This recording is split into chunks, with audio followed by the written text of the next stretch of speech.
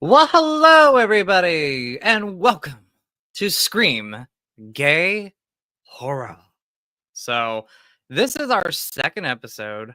I am so excited to be back, and I'm here with my co-host, my buddy of crime, my friend, Todd. How Brandon. are you? I'm good, Justin. How are you doing?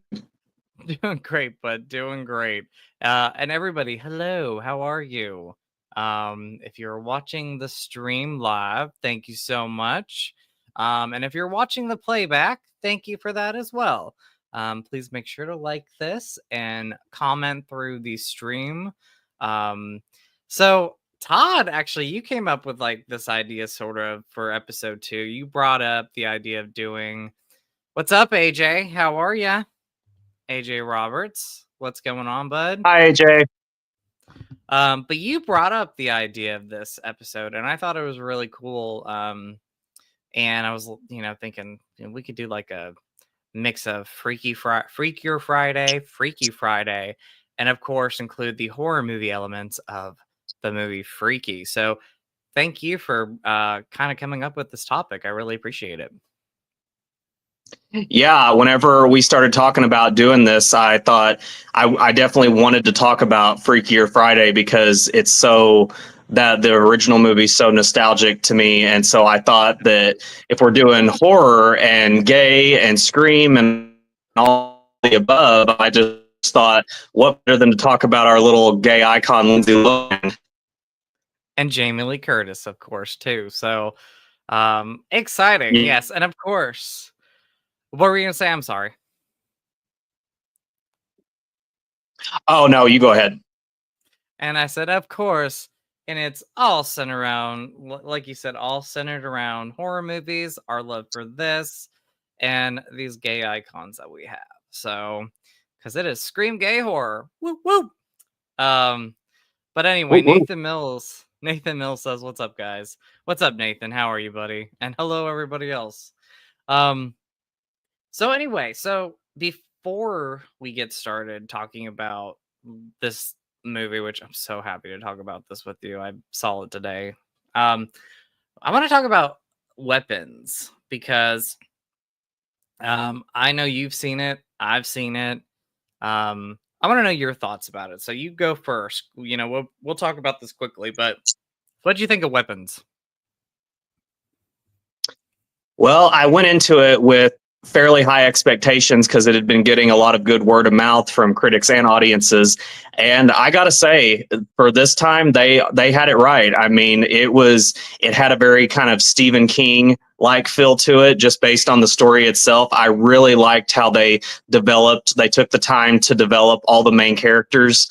I really liked that they actually didn't. One thing that they don't tell you from the trailers or going in, and this isn't even a spoiler, it really does a great job of hiding one of cinema's greatest villains of the last 5 years. I Absolutely. think. I agree with that. Like I think this villain in Weapons is like one of the best villains that we've had in a long time, and her performance was absolutely Mm. wonderful. Absolutely wonderful. And I had to look up the actress after the movie came out. I was like, she looks familiar. And I'm a huge fan of the movie Uncle Buck with John Candy. And Yes. and I was like, "Oh my gosh, that's the John Candy's Shanice. girlfriend in the movie." What'd you say? Shanice. Yes. So I was like, "Wow, like that was just awesome." Like I was like, "That is a transformation right there." Um and like you said, the trailers really don't give anything away. Like they don't give you the plot. They don't tell you they give you a basic plot, but like it's so much more than what the trailers give you. And that's what I love about trailers is um okay, there you go. Um let's see. Well, we're going to delete this one. Sorry, I'll be right with you, bud. All right. No. So but anyway, like yeah, the trailer doesn't give much away. Like this is uh it was I love when trailers don't give too much. But anyway, so yeah, I loved it too. I was a big fan of it. I thought they did such a great job with the movie, and like this is the director's second movie. Did you see Barbarian? I did, and I loved it. I was really that's why my expectations were high for this one. I really enjoyed Barbarian. Ugh, me too. Me too. I think I don't know if he's made any other movies, but I'm gonna say like if this is his sophomore movie, it's a hard toss up, but I would say like this might be my favorite of the two movies, but I loved Barbarian as well. So strong director here. Creepy atmosphere, suspenseful. It threw some humor in there that actually worked with the movie. Surprise cameos. So like there's a whole bunch of stuff. Like I absolutely loved this movie. So anyway, we are here again talking about one of I know this is one of your most anticipated movies of the year and one of mine for sure, and that is Freakier Friday. So we're going to cover Freakier Friday. We're going to cover Freaky Friday from 2003, and then we're going to talk about the slasher version, which is Freaky. And we're gonna bring up some other body swap movies, anything that we can think of. If there's anything that you all can think of when we get to that topic, please let us know, and we'll have a little chit chat with that. But anyway, so Todd, I'll let you go first. So, what was your thoughts about this movie? How do you feel about this movie? Talk about it.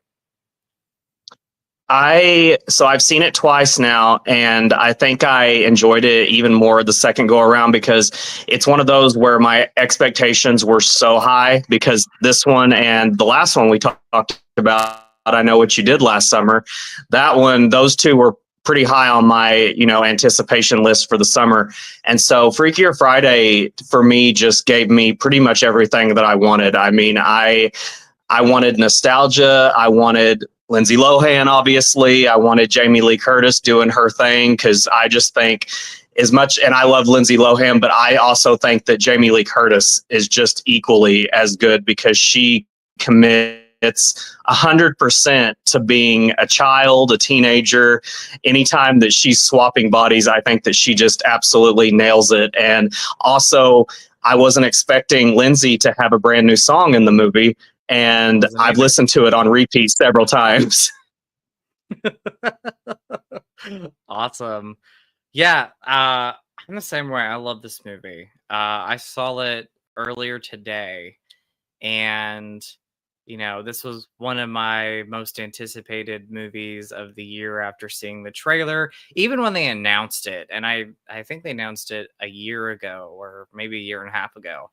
And I was like, it's about time Yeah. we're finally getting this because they kept talking about this, a potential sequel for years and years and years. And it's finally here. Like it's amazing. But I walked in expecting to love it, and I still love it today. Still love it today.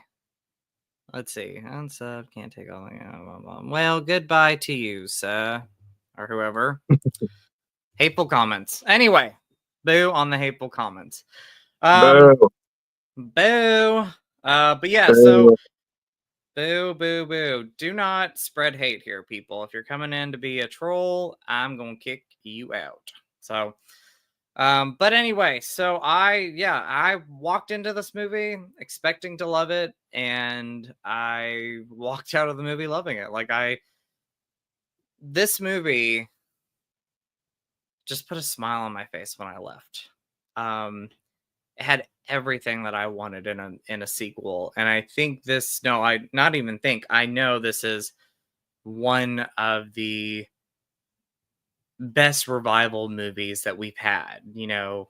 We've had Halloween, we've had Scream, We've had I Know We Did Last Summer. We've had all these revivals, movies, TV shows, and this was definitely one of the best. They did it right here. Um, like you said, very nostalgic, which I do want to talk about that in a little bit, go into more detail of it. Uh, and you had a great soundtrack. You had these two wonderful leads, which I loved. Lindsay Lohan and Jamie Lee Curtis in this. A great cast all around. Like this cast was just awesome. And then what I wasn't expecting from this was the emotion that this movie had. Like there's some great emotional moments in this that almost get you a little teary-eyed towards the end of the movie. It's just such a well-written movie. Like I loved it. It was directed well. It was well written. This movie was definitely made not only for a new generation, but our generation, the group of people that watched the first Freaky Friday with Lindsay Lohan and Jamie Lee Curtis back in 2003. Like I still remember watching that movie for the first time, and now you have this movie that pleased us. Does that make sense?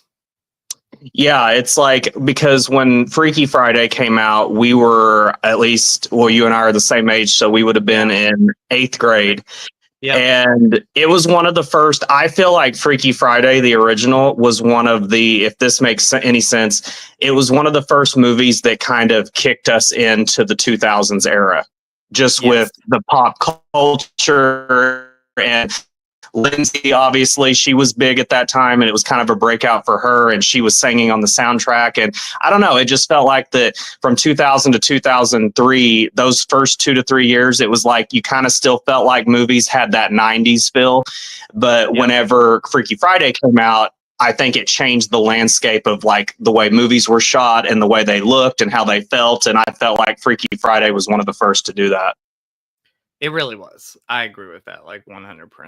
So, yeah, I love that movie. I love this one. Like I said, it just pleases so many people, so many people. So let's talk about some of the highlights. Let's talk about first of all Lindsay Lohan. I know you love her. I love her. This movie, like I know she had, been doing some comeback movies, like, she had done some Netflix stuff, some other work. But like I feel like this was like her shining moment. Just in general. Like I loved her performances in the past. Like I love obviously Freaky Friday and so many other movies that she's been in. But like in my opinion, I think she gave her best performance here. She shines in this movie. Like for me, she was the standout. And I love her comeback. She's had such a great comeback. I know she had some rough patches. I've always been a Lindsay Lohan fan. But like this was just wonderful to see her back in this. And you could just tell that she loved it. Like she loved every minute of this. Oh, yeah. I just love it. It's like it's like her own Cinderella story. Like this is like amazing, like absolutely amazing. So she's super talented, acting, singing, just awesome. Yeah. So, but yeah, what do you think Do of you Lindsay really, Lohan? Oh, what were you gonna say? well, I was getting ready to go into that. I was going to say that Lindsay Lohan, for me, the reason I love her so much is because there's not really any other actor or actress that is more nostalgic to me than her, just because growing up, I mean, it started with The Parent Trap, which I loved. And then I didn't see her for a few years. She came back with Freaky Friday. Then it was Confessions. Then it was Mean Girls, Herbie Fully Loaded.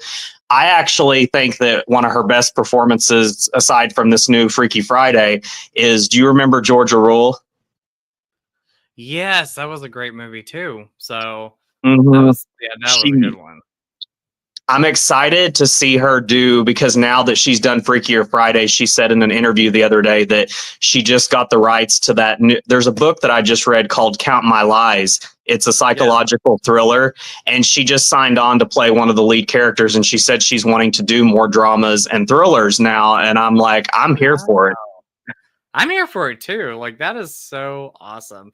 You know, a movie that I like her in, I know it kind of gets a lot of hate and it kind of falls under the radar. I know what you're going to say. I Know Who Killed Me. Yes.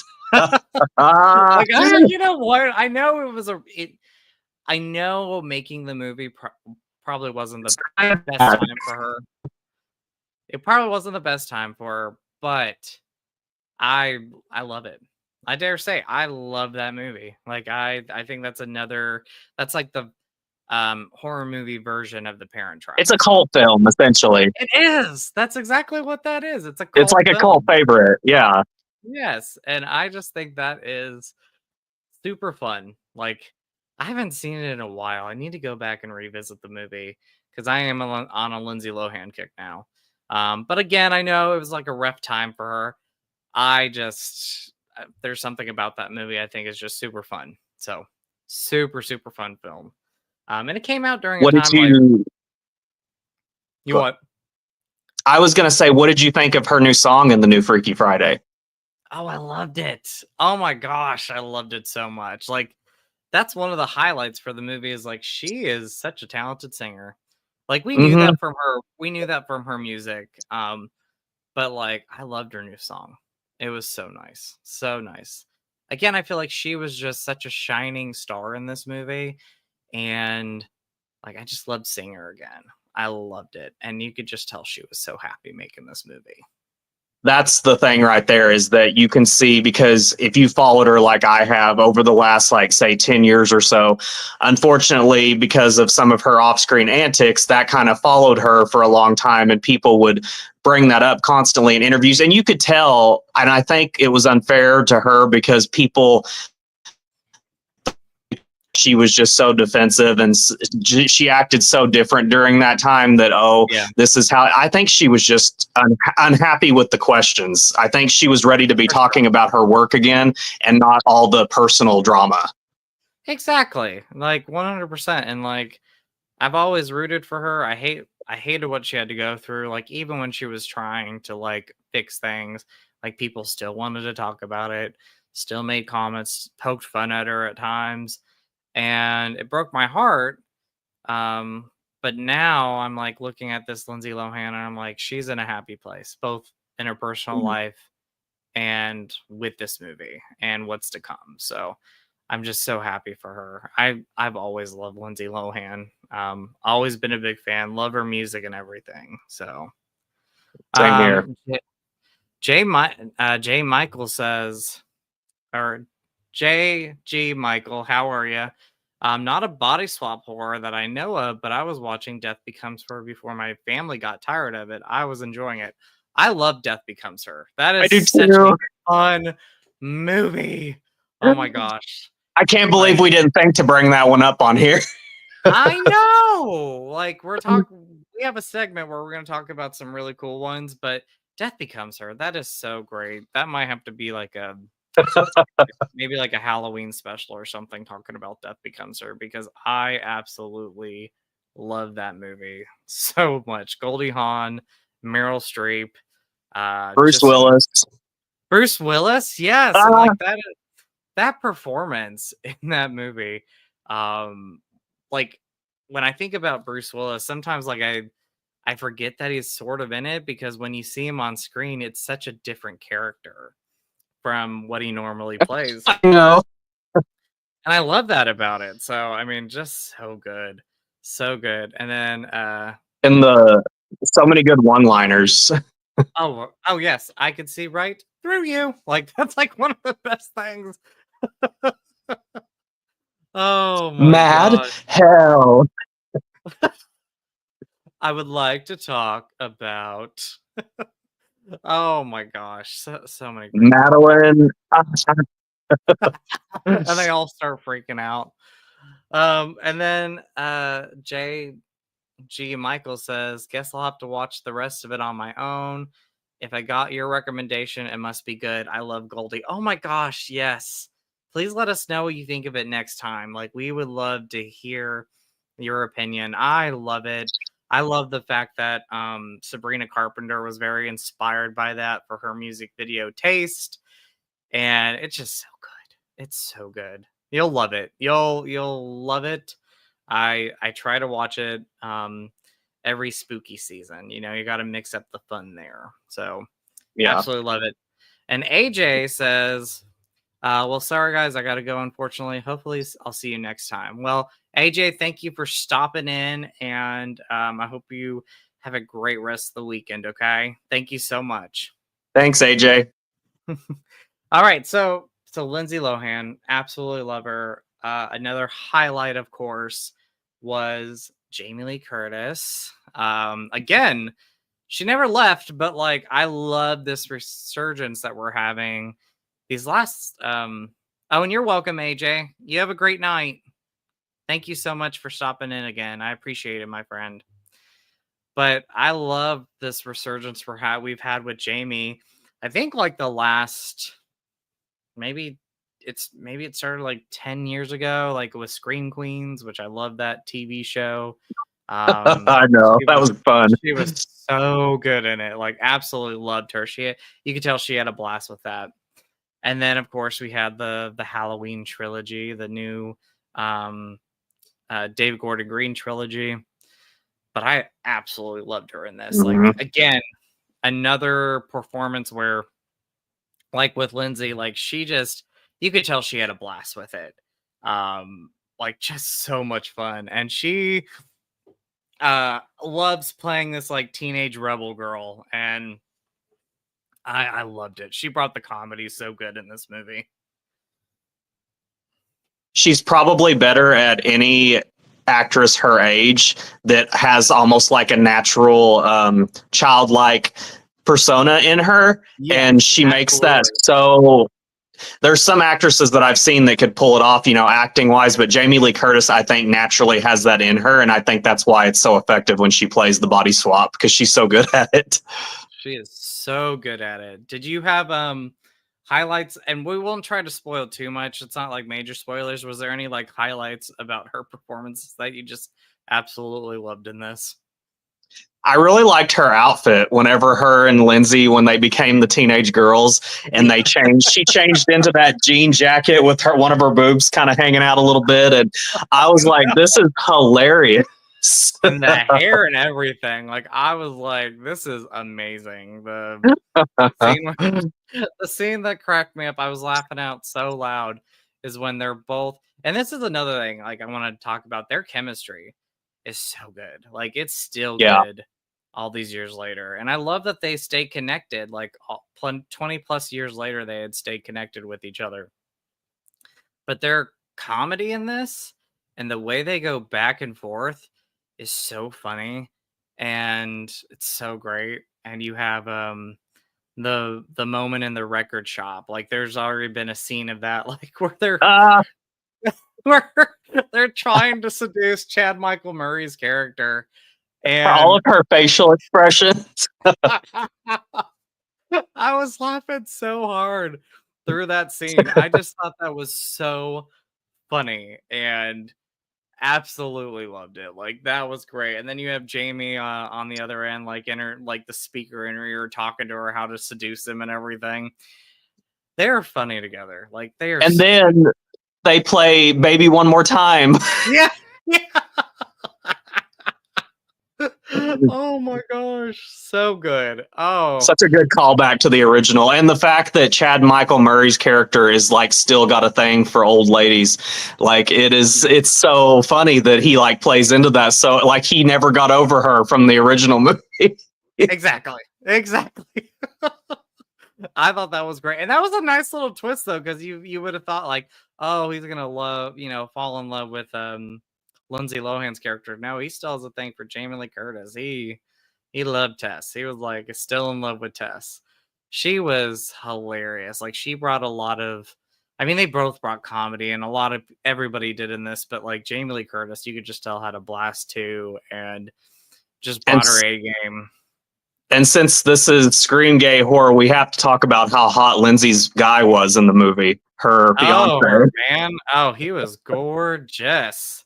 So hot. Like That Patrick I Swayze dance. yes. Oh, I wanted to talk about that. That was so funny. I love the little wink there to Dirty Dancing. That was so funny. He's like, run to me. And Run she to me. Run. runs. She runs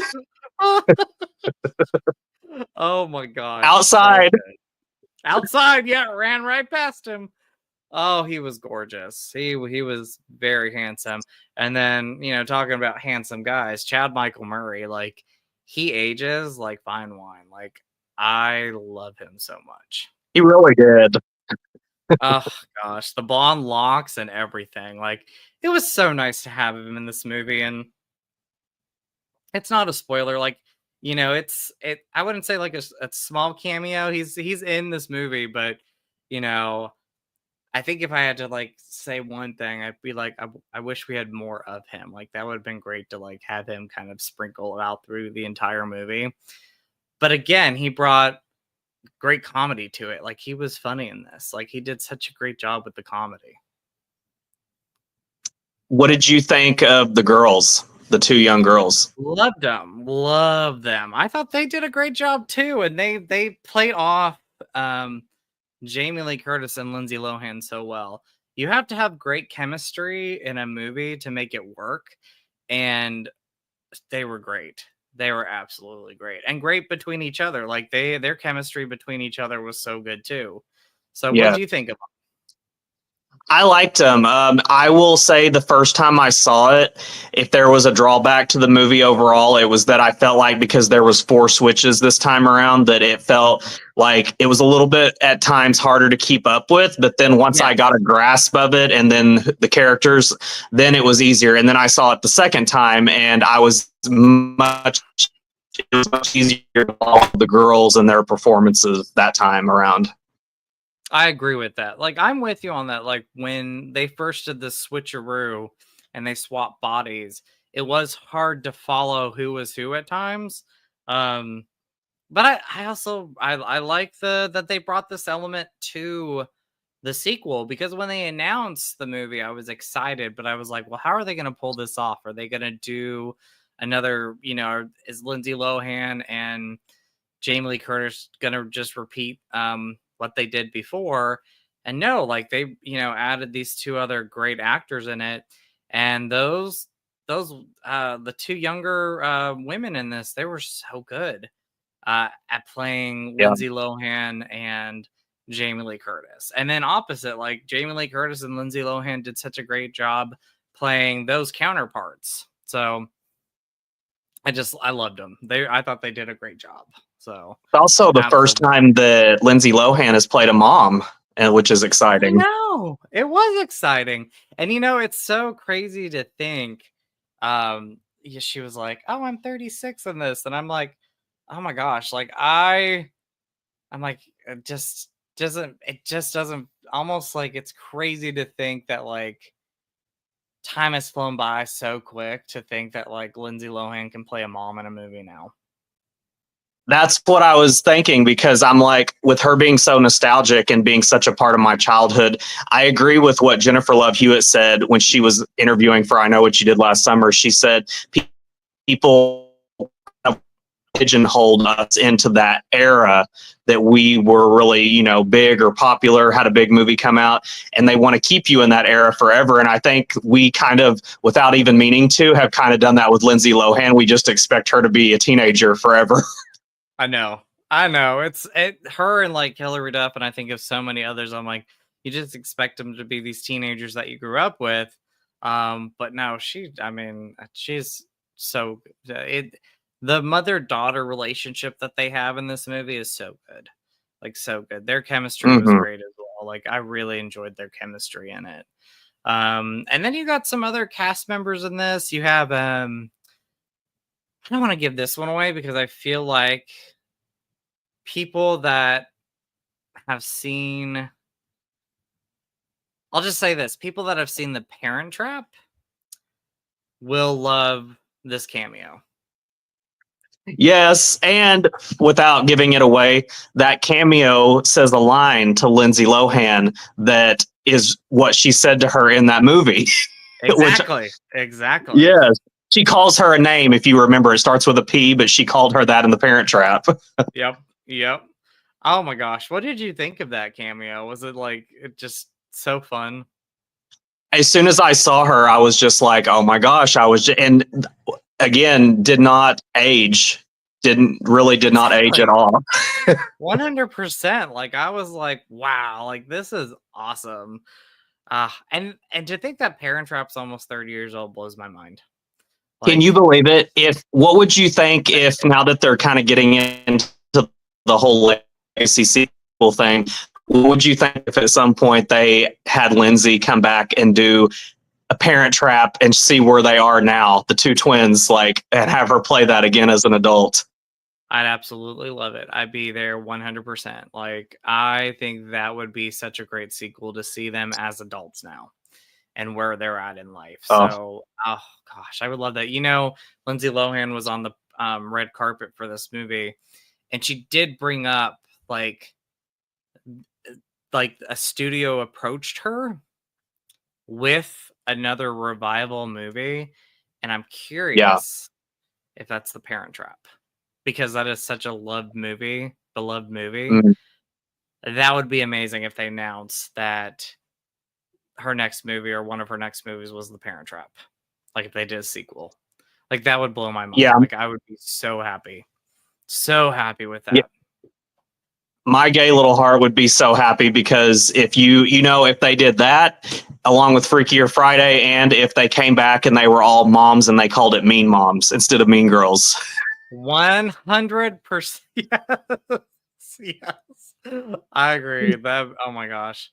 I would be even down. I think we're all wanting this to a Mean Girls sequel. Like that would be great if we got a little sequel to that too. Oh, I would go crazy for that. That was the essential teen movie of our generation for me was Mean Girls. I've seen that movie so many times. Oh my gosh. Oh, real quick, Megan, my friend Megan is in the chat. Hello. I know you saw it as well, Megan, and loved it. Me and Todd loved it as well. Like this movie was just what we needed. Like, and Todd, we had talked about it, and you had mentioned it. Like this was like the perfect time. This was a movie going back to Freakier Friday. This was this is a movie that we needed. We needed laughs. We needed nostalgia. We needed that comfort, and this movie brought it. Like we're going through some crazy times, and to have this movie come out during this time, we needed this. Like it was so many great laughs, so many great laughs. And I'm happy that Lindsay Lohan's actually one of the big reasons why it got released theatrically. They were talking Yes, about maybe doing it on Disney Plus, and she's like, "Well, I think I would rather do it theatrically because I would like to do theatrical films again." And I'm so happy that she is responsible for getting it up off the ground and put into theaters. I wanted to talk about that. And by the way, Megan, thank you for taking part in this. Tell us some of your favorite moments about this. We would love to know. So, because there's a lot of great moments, like a lot of great moments in this. But yeah, when they first announced this, I thought, well, I hope it doesn't go to Disney Plus. Like, I don't mind streaming movies. I think it's great.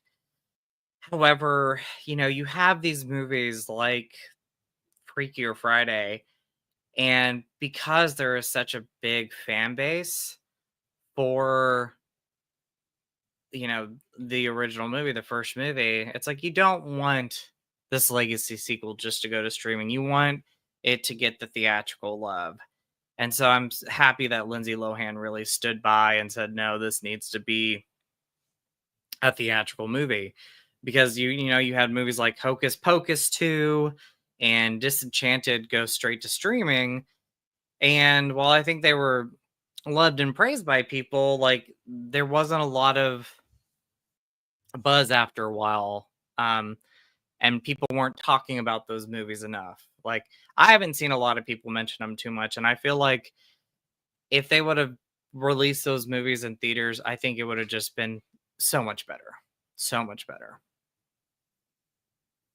Yeah, because look at how good Beetlejuice did this time last year, and it got released in I know. theaters. I know. Like, that was another that's another one of my favorite revival movies was Beetlejuice. So, Megan Yeah. says, I think they both did an amazing job playing the younger girls. Yes, me and Todd agree. I have not laughed so much during our movie in a while. I'm right there with you, Megan. Like, I laughed. I got to tell you, like, and I'm sure Todd would agree, like, the comedy in this movie worked so well. Like, I laughed pretty much throughout the whole entire thing. Like, I thought this was like one of I the did best too. comedies I've had in a long time. Um, Hmm. and I'm split on comedies now. Like, there's comedies that I think are so funny that work, but then there are some newer comedies that I don't think work as well. And I think a movie like this, and even I know it didn't, critic wise, it wasn't very loved, but even like Happy Gilmore 2, I mean, those were hilarious. Like, they were They just were. so funny, I so laughed. funny. I watched Happy Gilmore a couple times just because that was another one that I was enjoying reliving that Adam Sandler nostalgia. And Yes. also with Happy Gilmore 2, Happy Gilmore 2 was good because it was funny and fresh, but at the same time, Adam Sandler back in the 90s was kind of known for that juvenile frat boy humor. But at the Yeah. same time, this new sequel wasn't offensive. I didn't feel like Yeah. it was. I felt like it was done tastefully. I agree with that. I absolutely agree. So, and the same again with this movie. Like, the humor just worked so well. Like, some movies, like, the humor is just forced and you can get some chuckles at times, but like, this humor was just so funny. And the comedy was great. And Lindsay Lohan and Jamie Lee Curtis, like, they, again, we've talked about this so many times, but you could just tell had so much fun playing the younger girls in the movie, and it was hilarious. Like, absolutely hilarious. Again, I'll always crack up. There's a couple moments I crack up in, like the first time that they realize that they body swapped, and like the trying to remember her name, but the soon to be stepsister, when she's in Jamie Lee Curtis's body and she wakes up, she's like, I got all these wrinkles and everything. I was just like, that was so funny. Like, Jamie was great. It was funny that Jamie Lee was so on board and such a trooper with like doing a lot of jokes at her expense when it came to old age. Yeah. Because I think my favorite scene in the movie was when they go in, her and Mark Harmon, Yeah. which being about aging, the poor Mark Harmon, like I hadn't seen him in a while, but man, he looked older than I was expecting. Well, same here. Like, and I love And Mark then Harmon, but yeah, he was, yeah. but when they went into the store and she was looking at the adult diapers and she was like, that's just lazy. And then he gives her that stuff before when she loses her teeth. Yeah. She was so oh, it was so funny.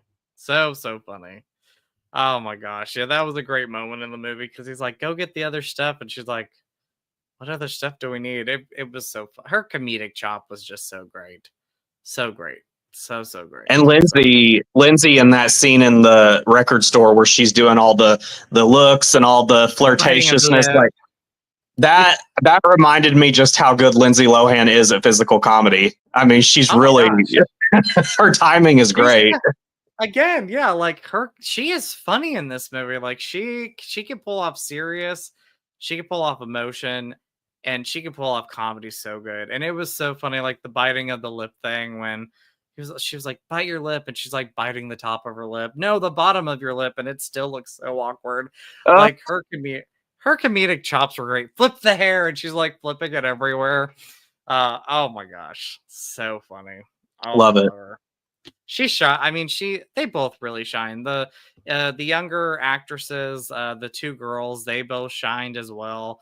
Mark Harmon did a great job. Lindsay Lohan's fiance in this. Chad Michael Murray, Pink like Slip came back. Pink Slip came back. That was another thing. Like one of the best things about Freaky Friday is one, the soundtrack, and two, Pink Slip. Like they Mhm. both those actresses came back. They came back and played, and that live show at the end of the movie was so good. Was so good. Oh, I know. It brought back all those nostalgia feels. Like you said, we were in eighth grade when this movie came out. Like seeing that movie for the first time back in eighth grade and seeing it now as adults, it was just so good. So good. So many great memories there. I just Watching get it. like, especially when I watch the first Freaky Friday, like I just every time it just always gets stuck in my head on and on and on and Oh my gosh. And then the song Ultimate You. I love that song. The yeah, Ultimate You.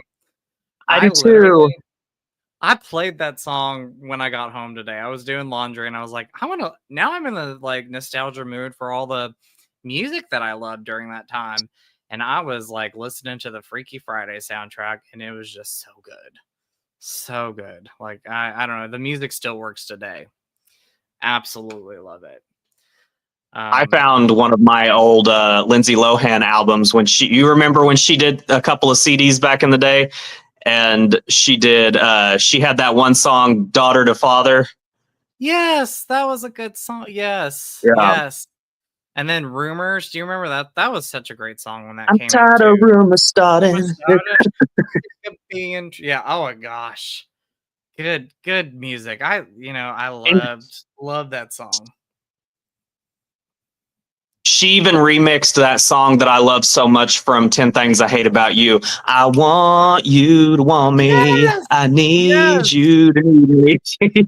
Oh my Yes, I gosh, love that song.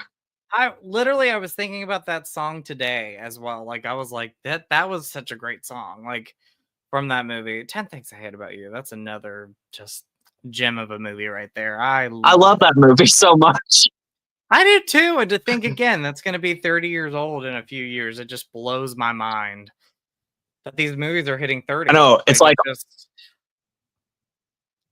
all of our really favorite teen movies. Like, I mean, I know when we actually grew up as teenagers, it was like Freaky Friday and Mean Girls. But when I was a kid, like I remember She's All That, Jawbreaker, 10 Things I Hate yeah. About You, all those classic American Pie, all those classic ones.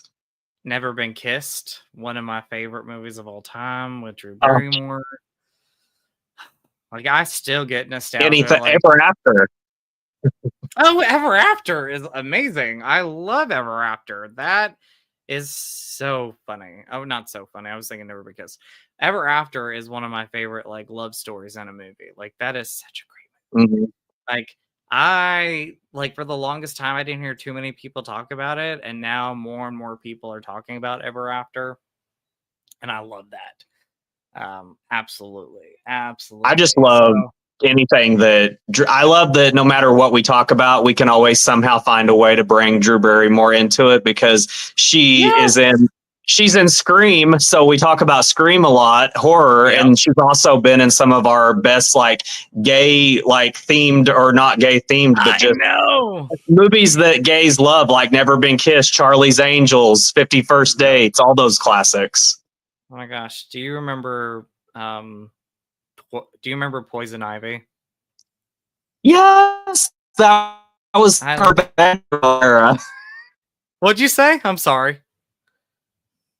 I said that was during Drew's bad girl era where she was kind of the wild Yes. teenager. She was the wild teenager during that time. I rewatched that a couple years ago. I loved that movie so much. Like I loved it when I first saw it. It was very scandalous and again, like this was so like Drew Barrymore went from ET to then doing these like bad girl movies and that movie right there. Like You 90s know fun. what? You know what we should do sometime if we What? get a chance to do a full episode of, because it kind of tilts into horror because they kind of have a little bit of horror in the genre, but do like a 90s, like talk Oh, about Hand That Rocks the Cradle, Fatal oh my Attraction, The gosh. Good Son, The talk Crush, about like all those. Yes, the Todd, Crush. I love the Crush. Todd, I would love to do that. That's going to be one of our future episodes very soon. And I got to think of a really fun name. Or if you think of a really fun name for our episode, I would love to know because I am down for that. I love 90s thrillers. I think they're some of the best. And they're a lot of my go to movies, like Fear with Yeah. Mark Wahlberg and Reese Witherspoon. Love that movie. Love the soundtrack. So many. And The I think Temp. that, go ahead. I would say The Temp with Laura Flynn Boyle. I don't know if you've ever seen that movie. I have seen that. Yeah, that was Oh good. my gosh, you've seen that movie? Like, not many people know about it. It's got Timothy Hutton in it. Yes. He's with her. Yeah. Oh my gosh, I love that movie. I love it. I know it's like gets like that so bad it's good, quote there, but I love that movie so much. But yes, that's a great topic. And then you've got The Good. Sorry. Good Son. No, I would say The Good Son is a great movie. Yeah. That is a great movie there. That's such a Macaulay Culkin's such a little something in that movie. Like you're just like, oh my gosh, the stuff that he does in that movie. But yes, I am down for that. Like so in my movie collection, I put my thrillers and my horror movies together. So I love 90s thrillers, like some of the best. Even 2000s thrillers like also oh my God, I was just about to say Swim Fan. And do you remember, I just watched this one the other night. Again, I hadn't seen it in years, but Cold Creek Manor. I haven't seen that. It's been forever since I've seen that one. I need to go back and rewatch that one before our next video. Our next episode. That would be great. That would be such a great one. So, there's so many good ones. So anyway, yeah, I'm down for that. Let's do a 90s thriller episode. Basic Instinct, all of that. All of that. That would be so good. I want you to think of like the title of it, and then we'll go from there. Like I think you should do like the title for our 90s thriller. So that would be great. So I was gonna say as like a little spitballing thing, The Hand That Rocks the Gay Cradle. Oh my gosh. Let's do it because The Hand That Rocks the Cradle is one of my favorite movies. So I'm good with that. The Hand That Rocks the Gay Cradle. I love that. That is good. That is our title for the next one. That is spot on. So, all right. So talking about Disney and talking about Freakier Friday, one of the things I loved about this, and we've talked about nostalgia a lot already in this episode, but I love the 2000s nostalgia that this movie carried throughout. Like it pleased the new fans and say like younger audiences, younger people that had probably just seen Freaky Friday for the first time. Like it pleased them. But as somebody like you and me, Megan, and so many people in the 2000s, we grew up during that Disney era where there was just something special about them. You had Freaky Friday, you had Confessions of a Teenage Drama Queen, the Hilary Duff movie, Herbie Fully Loaded, Max Keeble's Big Move, even some great Disney movies like Phantom of the Megaplex. Do you remember that one? Do you remember Phantom of the Megaplex? I vaguely, like, I remember that name because it was such a specific title, but I don't think I ever watched it. Oh, you never saw? Oh, Disney Plus. If you have it, it's on there. Yeah, another one was Life Size. Speaking of Lindsay Lohan, with Tyra Banks. Yep. What is Eve's great? No matter where she goes, dress her up. From her head to her toes. I can sing the whole song. Be a star. What was the one from Teenage Drama Queen? Like, that girl was a one-time teenage drama queen.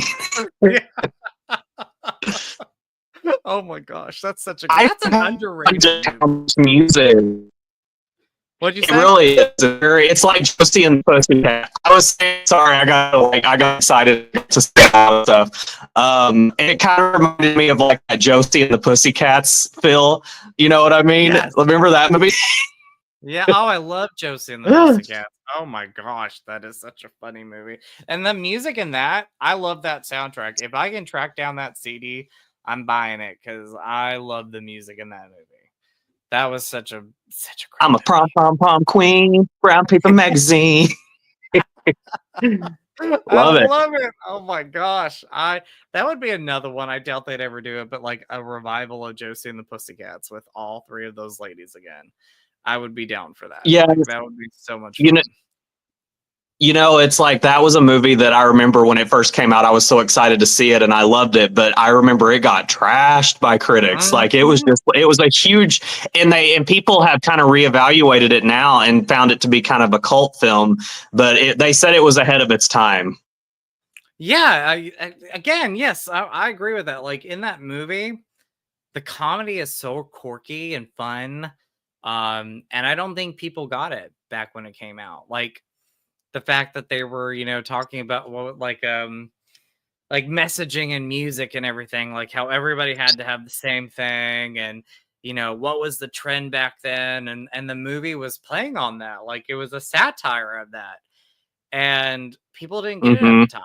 They did not get it at the time, and I loved it. I loved the satire when it first came out, and I still love it today when I watch it. Like I literally thought about watching that movie the other day, and I think I'm gonna, I might watch it tonight. We'll see. So I just love that movie so much. Such a great movie. And Tara But yeah, Reid. yeah, I know. Tara Reid. Like you know what? I will always love Tara Reid. Like 90s great there. Like she was so good in American Pie. I loved her in Urban Legend. Like, I you've did seen Urban too. Legend. I love Urban Legend. Of course. And I love, yeah. She she What was were you like saying? that. She was the radio host. Yes. Oh my gosh. And I love like chase scenes in horror movies, and she has one of the best chase scenes in a slasher movie. Like, I know. bro, oh, it's so good. So good. And like you just feel bad at the end when she meets her demise. Sorry, it's a spoiler alert if you've never seen it, but it's so heartbreaking. It is such a heartbreaking moment, but I love her character in that movie. Like she's one of the best parts about Urban Legend. She's so much fun. So likable and so much fun in that movie. When So, her one of her first lines is she says into the microphone, she's like, spit it out, Felicia, and she's like, well, that's the problem, I didn't, and she's like, I had yourself a little frat boy protein shake, did you? it is so what does she say? She's like, she's like, step away before that volcano erupts or whatever she says. It's so good. So good. Before it erupts. That's right. Oh my gosh. So last thing about Freaky Friday, we've been talking about it. Like I love the soundtrack. Obviously Lindsay Lohan's new song in the movie was so good. And I love like that when she reveals that what that true meaning of that song is, cuz for the longest time you think it's about Chad Michael Murray and the one that got away, and it winds up being about something else, and it was really special. It's a very good heart to heart moment with her daughter in this movie. I was gonna say the scene where they get on stage at the end and they're singing it to each other, like that was the moment. Like it brought you back to in the original movie the connection with Jamie and Lindsay. At the Yep. end of the movie, it kind of had that same feel, but now Lindsay's an adult and it's her daughter. Yep. I love it. Oh my gosh, like again, I love chemistry in a movie, and like everybody's chemistry just worked in this. Like everybody worked. Um and I talked about how like Chad Michael Murray, like he had scenes sprinkled out, but like even with those few scenes that he had, like his chemistry was still there with Lindsay Lohan and Jamie Lee Curtis. Mhm. It's 22 years later and it still works. Like it doesn't. crazy to think it's 22 years later, but it doesn't seem like it at all. Um, so yeah, I love it. Absolutely, absolutely. So, out of how out of like out of 10, if you had to rate a movie out of 10, like highest being the 10, what would you rate Freakier Friday? I would say if I was rating the original movie, I would say 9 out of 10. The new one, I would probably say 8 out of 10, just because I still think I hold the original one maybe just a tad above. But as far as the legacy sequel goes, I think that they knocked it out of the park, and I think all the fans are going to love it. I agree with that. Like this was such for a legacy sequel, for a revival. This is one of the best, easily one of the best, and they pulled everything off well. Like the script was great, the directing, the chemistry between everybody. You could so Todd he probably lost connection, so he should be back soon. Um but anyway, just the chemistry between everybody was just so good. I loved it. So how's everybody doing tonight? Let me know. Have you seen Freakier Friday? I know Megan has seen it, but if anybody else has seen it, what's your opinion? Oh, here's Todd right now. Todd, can you hear me? Hello. All right, the screen's black still, bud. Oh, there you go. There you go. Can you hear me? I can hear you. So, but anyway, I was just saying, like, the chemistry was just so good in this. Like, everybody worked well together. And sometimes that's hard to pull off with like a legacy sequel. So I would give this movie, like, for me personally, I think I like it better than the original. That's really hard to say though, because I love the original movie. Um, but I'm gonna give this like a 10 out of 10. Like I loved it.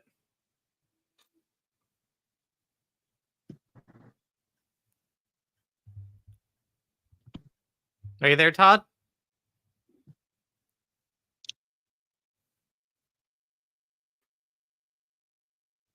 But no, yeah, absolutely loved it. Absolutely. Can you hear me, buddy?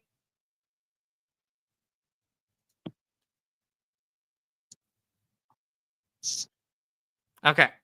Let's see. Can you hear me now? I can hear you. Yep, I can hear you, bud. I can hear you a little bit. I think it's losing a little connection. Oh, let's see. He'll pop up in a minute. So, but yeah, let me know what you thought about Freakier Friday. I would love to know your thoughts. How's everybody doing on this Saturday night? Please let me know. Let me know. Let me know. All right. Hello. Hey, there you go. Now we can hear. Okay. Sorry anyway, about that. No, you're okay, bud. Connections happen. So, but anyway, so I gave this a 10 out of 10. I would give the original like a 9 out of 10. Like that's a 9 out of 10. Like for me right now, it could change later on, but like I'm on this like nostalgia kick and I'm on this like how much I just absolutely loved this movie so much. Like this is what I needed right now was just a funny movie and the comedy worked perfect. And I loved seeing Lindsay Lohan on screen, and I loved seeing Jamie Lee Curtis, and I loved seeing like all these characters that we've known from the past, all these actors back on screen together. So that was great. That was absolutely great. So, but I guess like we've kind of talked about this. Yeah. I guess we kind of talked about it a little bit, but like Freaky Friday from '03, you know, I guess to sum it up, like our thoughts about that movie now, like I still love it. Like I rewatched it today. Actually, I watched it when I got home and I still love the movie. Again, some of the big highlights for that movie was, their Jamie Lee Curtis and Lindsay Lohan's chemistry and how Jamie Lee Curtis was able to portray like a teenage girl in that movie. It was just so good. Yeah. Absolutely. Yeah, I agree. I think that yeah. No, what were you saying, bud? Sorry. I was just wondering if there was a little bit of a delay. Is there a delay in There's a little my? bit of a delay, just a little bit. We'll be good though. It's all good. Okay. It's all good. So, but Um, no, yeah, I was yeah, just talk. like the original one for me was one of my favorites, like growing up as a teenager, and then, like you said, the soundtrack, and I really there were just so many things. I liked the dynamic between when they switched buddies and how the mom that Jamie now treated the brother, the little brother. Yeah, yeah. I was, Like it was I loved cracking how she like said, "What do you want, punk?" yeah. That was great. And then like the moment I was cracking up when they dropped Lindsay Lohan's character off and they're like, okay, it's time to drop him off. And she's like, oh, he can walk. Fresh air will do him good. And he's like, it's 20 blocks. And She he's was so like, "What funny about with bullies?" And she's like, "Run fast."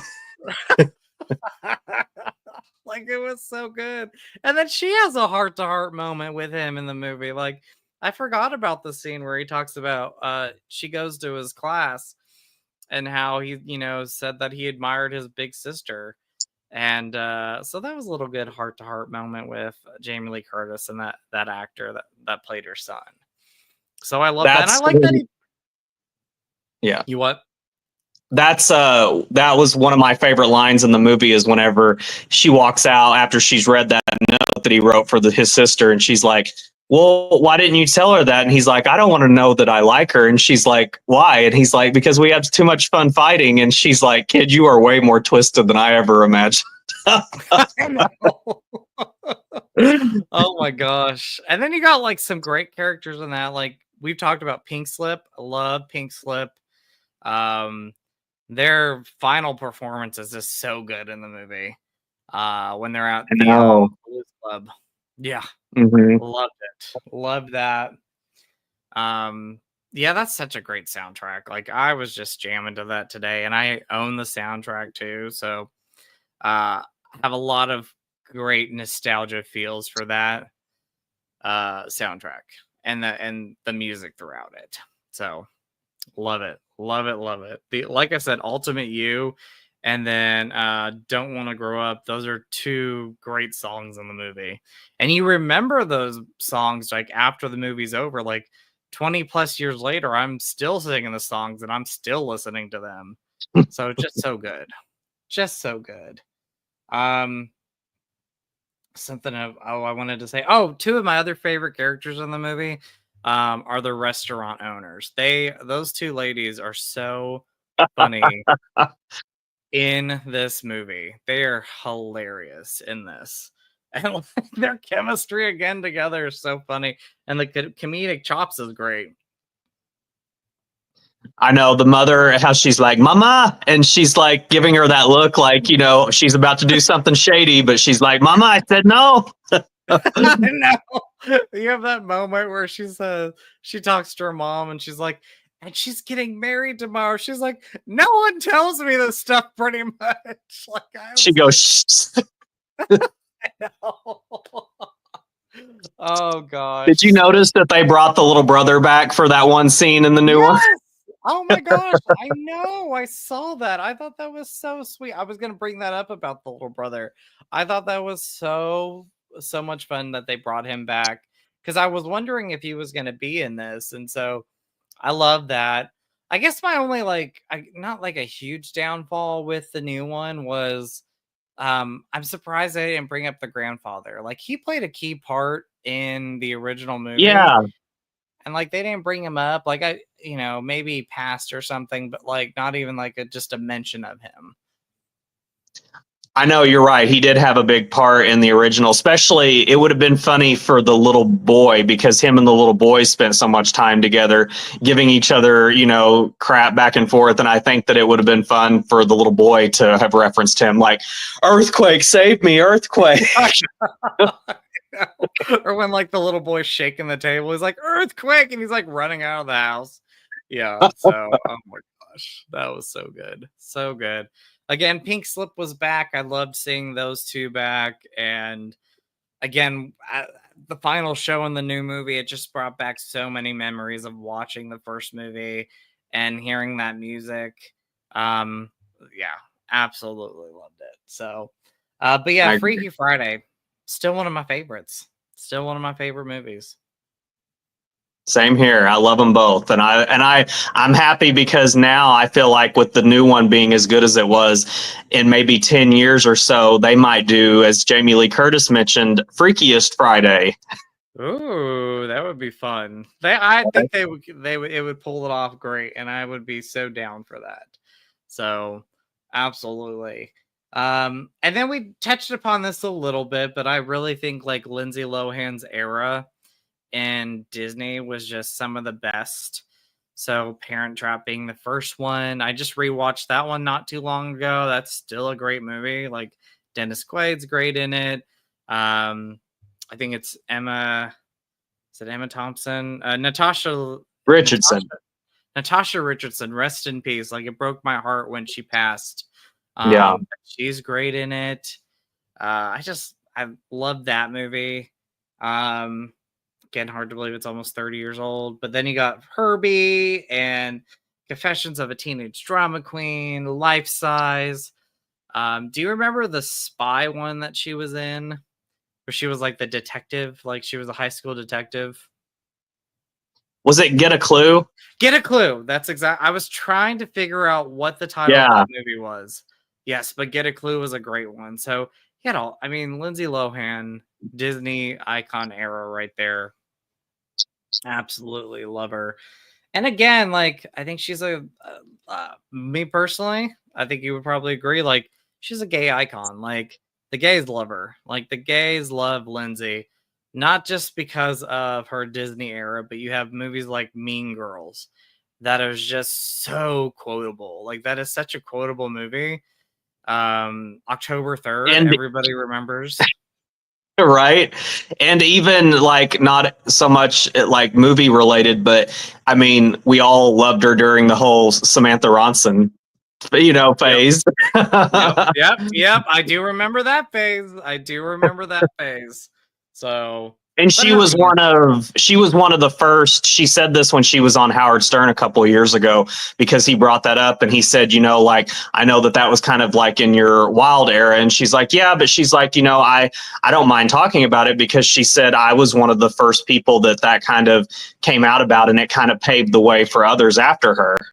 That's exactly right. You got to think about Hollywood even back then. There was not a lot of actors out because it could damage their careers. And I do remember that era where she was with Samantha and she was still working, she was still acting, and it was very rare to have such a well-known actor like Lindsay Lohan to be able to be out and be free and not have to hide that. Her and Neil, I think, broke the wall down for as far as because had been on How I Met Your Mother for a couple of years, and then he came out and he was playing like a big ladies' man, on the show, but yet everybody accepted him both ways, and it was kind of cool that he broke that ground a little bit. Exactly. I love Neil Patrick Harris. He's just one of my favorites.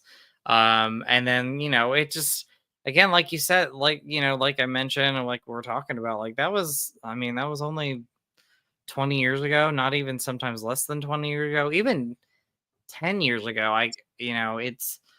There were still, and there still are actors who have not publicly come out because you just don't know what it's going to do to their career.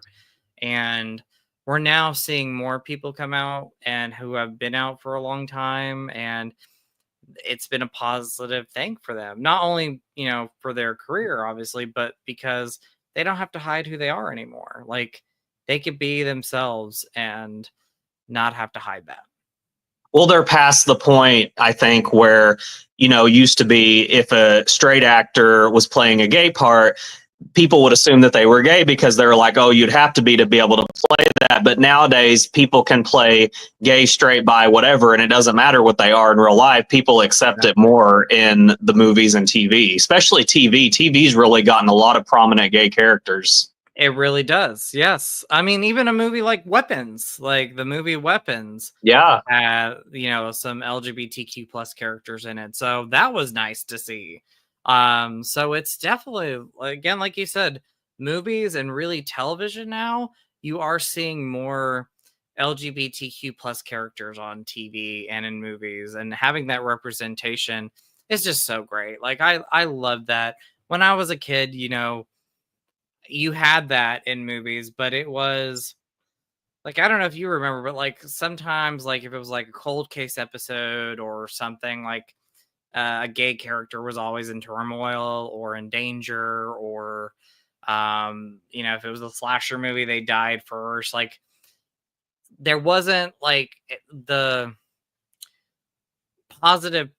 there wasn't a lot of positive portrayal back then that there is now. You know, you had movies like Yeah. Trick, one of my favorites from 1999. With Tori Uh, Spelling? yes, I love that movie. Oh my gosh, Yes. I love that.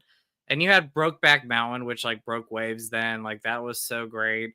And you had a lot of like independent gay themed and LGBTQ plus movies and shows. But it's awesome to see where television and movies are now when it comes to LGBTQ plus representation Well, and I today. think they do it a little more realistically because back in the day, when I think about, I wanted to touch on this. You remember back in the day when they had like the bigger budget, mainstream, like studio movies, but they featured like it was The Object of My Affection with Jennifer Mhm. Aniston and Paul Yep, Rudd, yep, yep, and yep. then you had The Next Best Thing with Madonna and Rupert Everett. Love that movie. Love that. Yes.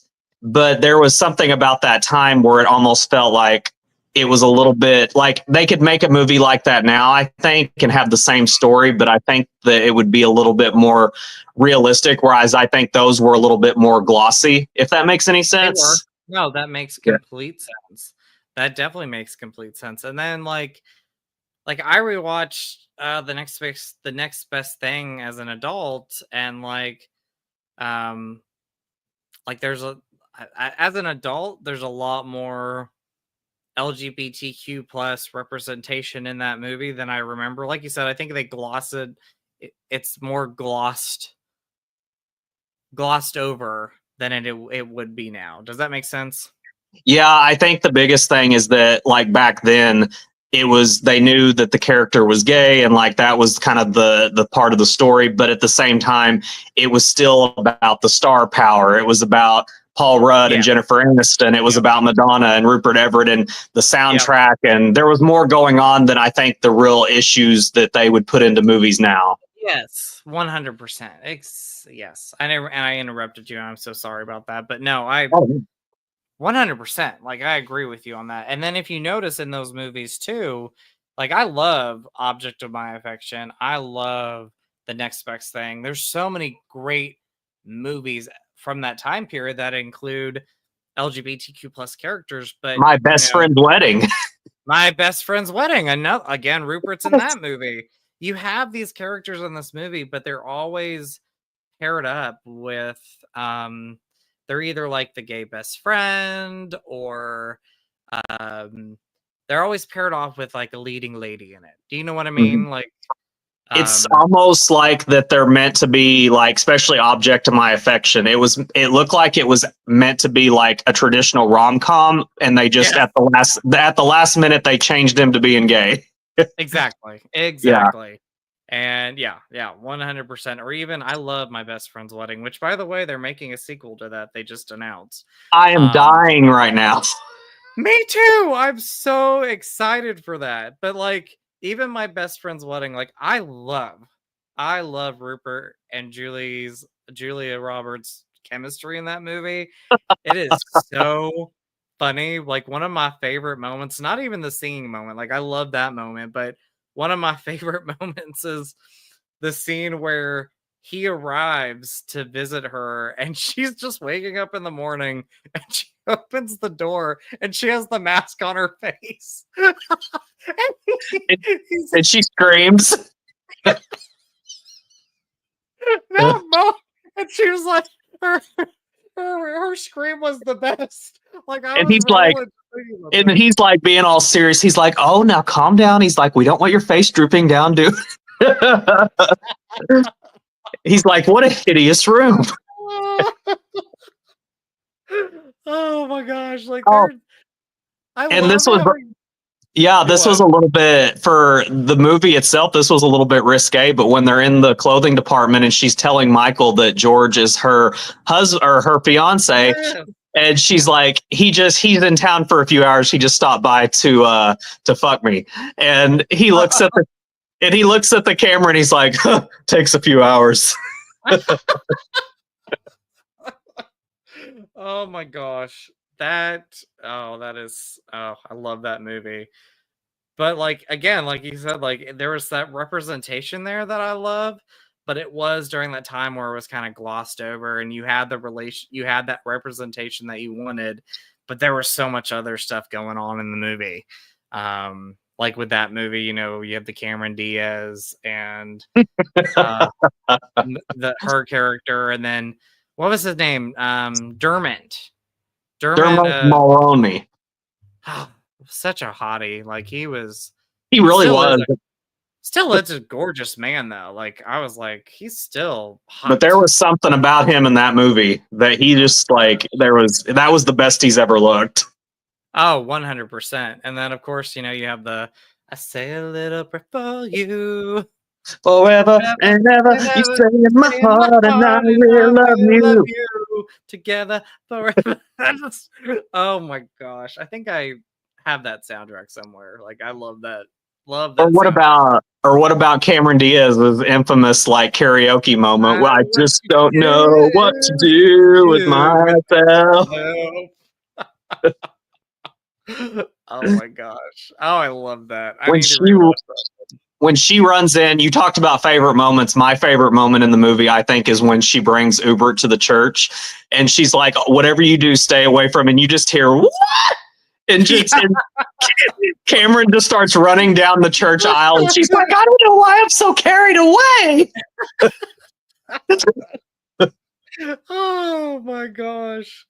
Oh, and then I love that movie. And then of course we talked about next best thing. Like that movie gets so much hate, but I love the I next do best thing. too.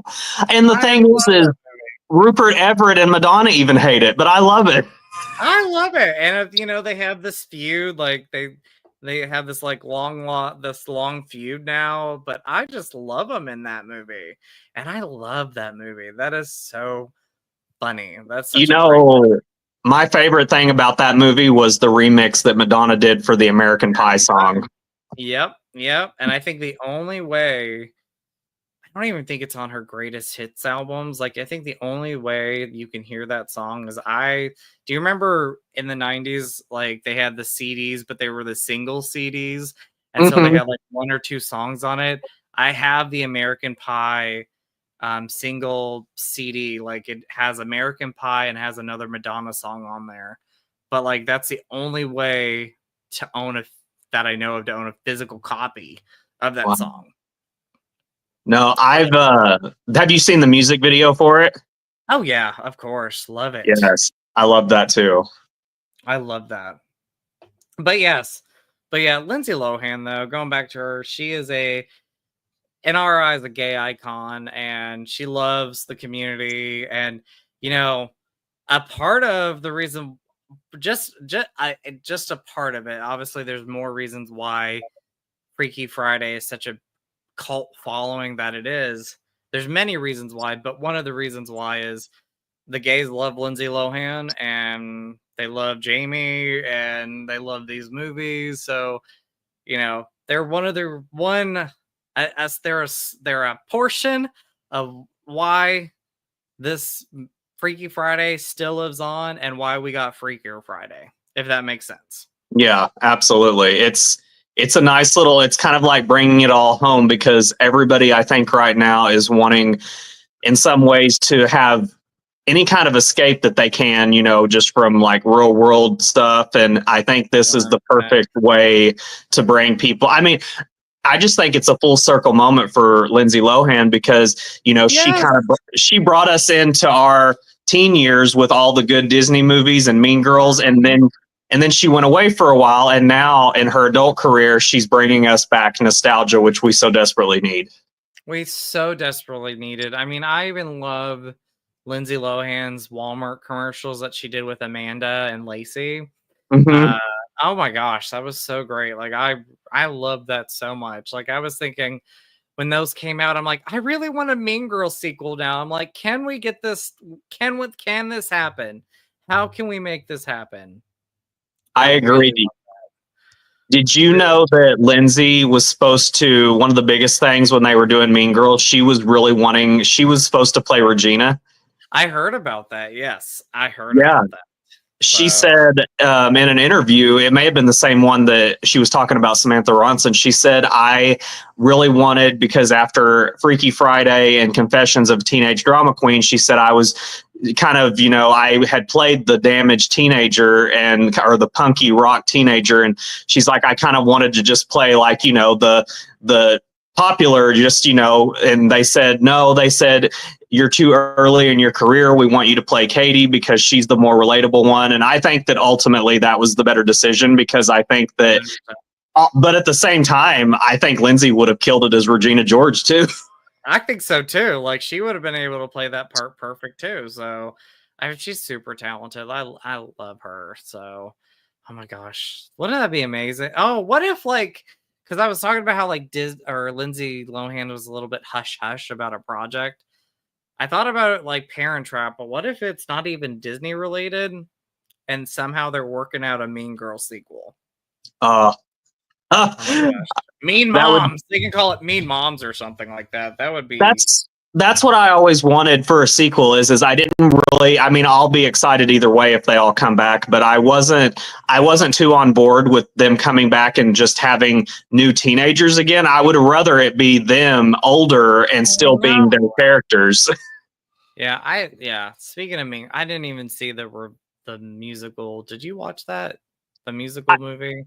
I did. It was pretty good. Was it pretty good?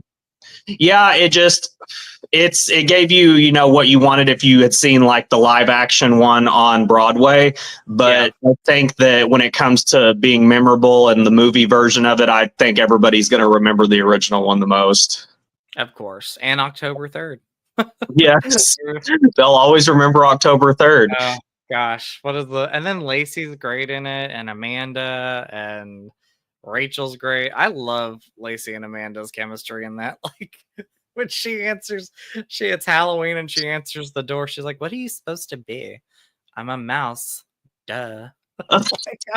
Like, One of my favorite lines is, oh, you want to go to Taco Bell? I can't go to Taco Bell. I'm on an carb diet. God, Karen, you are so stupid. And then and then Lindsay says, "You're not stupid, Karen." And she's like, "No, I am actually." she goes on. She's like, "But I'm psychic. What do you mean?"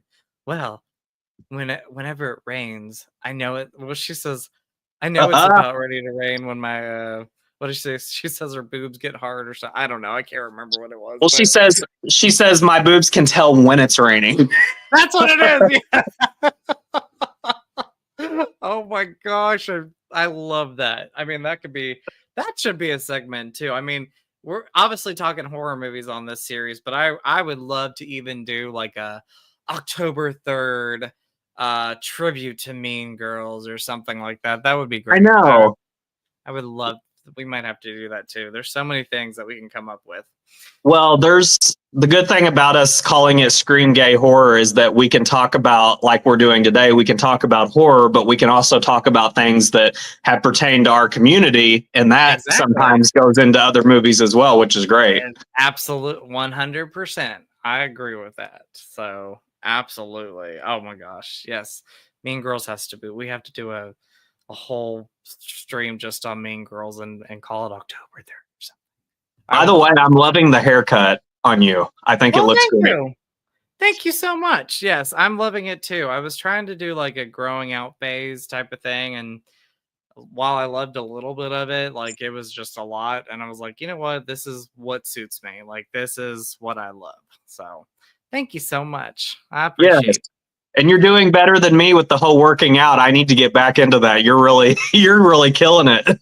I love working out, but let me tell you, one of my biggest things is like I'm not like the healthiest eater sometimes. Like that is my goal for the rest of the year is to be a much better, healthier eater than I am sometimes.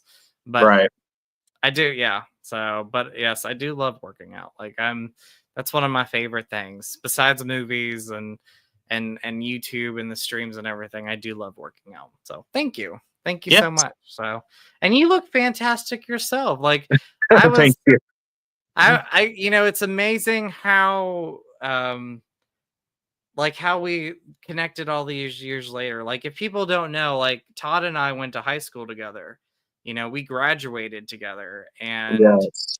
you know, we have a friendship now. Like it's, but it took 10 years or so. Like, was it our 10-year? I think it was our, like, when our 10-year was approaching, 10 years after graduating high school is when we started talking more. And, like, I'm just so blessed to have you as a friend. I feel the same way. It was so nice to be able to reconnect. It's always nice to reconnect with people that, you maybe when you went to school, like you guys didn't get to interact as much. But I love that over time, we saw that we were into a lot of the same things. And that was how we connected on Facebook. Exactly. Yes. Like I love the fact that you're a movie person. I love your movie room. I remember seeing all that stuff and I love like the vibe you have right now in the background because I don't know if you're a Twin Peaks fan or if you've ever seen it, but Oh, it, yes. are you a Twin Peaks fan? Oh my gosh, like that is amazing. But I have not seen the new one. Have you? I've seen part of the revival. I need to finish it.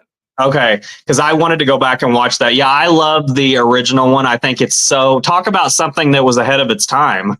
It's 100%. I know. Like, yes. Like, I remember. Well, obviously, I don't remember. I was 1 or 2 when it came out, but um, it was different for the time. Like, people didn't know how to like accept it. But then I think it just became a cult following over time. Like, it was popular when it came out, but I think there was like as season 2 was going on, they were trying to bring in all these other storylines and people were just not very interested in the stuff outside of Laura Palmer. Hmm. And now it's like become this cult following and people love it. People love it. It brings in more fans over time. And I have the biggest crush on the lead guy, the detective from that Kyle show. MacLachlan. Oh my gosh, me too. I had a crush on him. I had a crush on Bobby. Oh yeah, Bobby. Oh, James. Oh, James was like one of my favorite crushes in a TV show. Like, oh, That's why I'm so excited for us to do the video about 90s thrillers because talk about some like between gay awakenings with Fear, oh my Mark Wahlberg. I mean, yeah. there was so many Fatal Attraction, Michael Oh my Douglas. god. Oh, Michael Douglas in that movie. Let me tell you. We'll talk more about it, but oh my gosh. Timothy Hutton in the temp. Like I was like, man, like, you had these iconic female characters, but man, these thrillers, they knew how to cast some of these guys in this, and it was like, oh yeah, we see you. We see you what you're doing there. And So Carrie Hellways was in The Crush with Alicia the crush. Silverstone, and Yes. that is such a. I do when we do the video, do want to talk about that movie because Of course. Alicia Silverstone said recently, she's like, when we did The Crush, she said I had never kissed anybody before, and she said the scene where her and Gary Hellways kiss, she's like, I just thought he was my boyfriend after that. I saw that interview. Yeah, I saw Yeah. that too. And she's another gay icon right there, like Alicia Silverstone. Oh Love her. yes. Love her. So, but yes, I can't wait for that. Cannot wait for that. And I also have another idea for a episode in the future, but we'll talk about it at the end. I kind of want to like surprise you with it a little bit. Okay. Okay, so let's go on to our next movie, body swap movie. It goes in the lines of Freaky Friday, but it is a different spin on it because it is a slasher movie, and that Mhm. is Freaky from 2022. Um, a movie that has just fallen under the radar. Like, it's sad. It It's has, absolutely. I mean, people know about it, but it doesn't get enough talk. It doesn't, and it's so good. I think it's because it came out, and this is one of the reasons why I remember it so well, is it did come out whenever theaters were kind of slowly opening back up from COVID.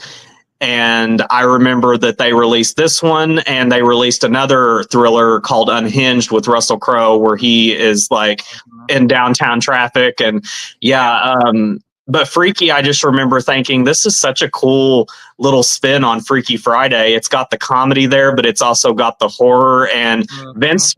Vince Vaughn and that lead girl, I think, do perfectly when they do the body swap. Catherine Newton, like, and her and Vince Vaughn together. Yeah, the body swap is perfect. So perfect. Like, Vince Vaughn plays a teenage girl really well. Like, He he really does.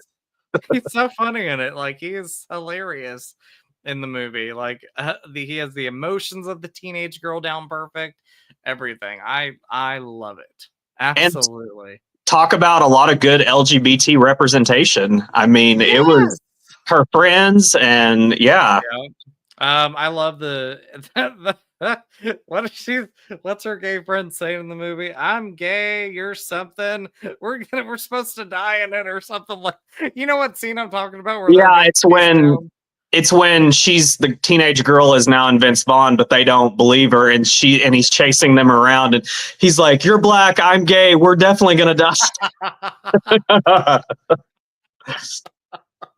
Oh my gosh! Yeah, I And mean, Vince Vaughn even has a kissing scene with that really cute guy at the end of the he movie too. does. Yes. Oh my gosh. Yes, I love that movie. If people have never seen Freaky, if you're watching this right now or later, in the later if you're watching the playback, if you've never seen Freaky, watch it. Like, it just, like you said, it came out during that time where, we were still in, the pandemic, and movies were there. They were getting almost like limited theatrical releases, Yeah, or they were getting, oh, watch it in theaters or watch it at home type of stuff. And Freaky just kind of came out during a weird time where, it came out and then disappeared. did yeah. Catherine Newton is she's the main girl in this.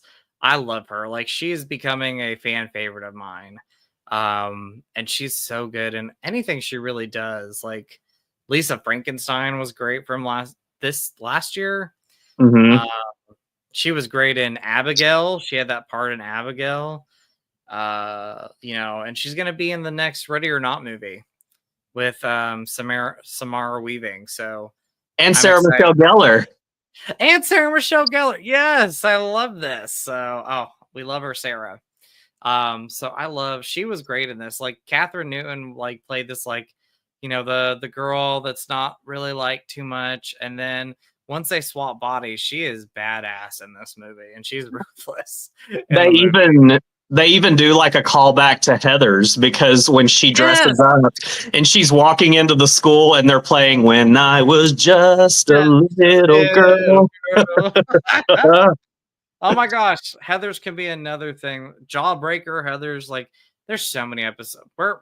We are going to come up with some amazing stuff for this series. So, because like you said, Scream gay horror, it's all around. Like, I talk about the horror movie aspects, but we could talk about other genres of movies. So, Do and like Heather, you What do you think about, as it gets closer to the release date, us doing like a lead up and reviewing each Scream film, getting up oh, I to would love it. Oh Scream gosh. 7? Yes, 100%. I would love to do that. Like, that would be those would be great episodes where we talk about all the Scream movies. So I would be down for that 100%.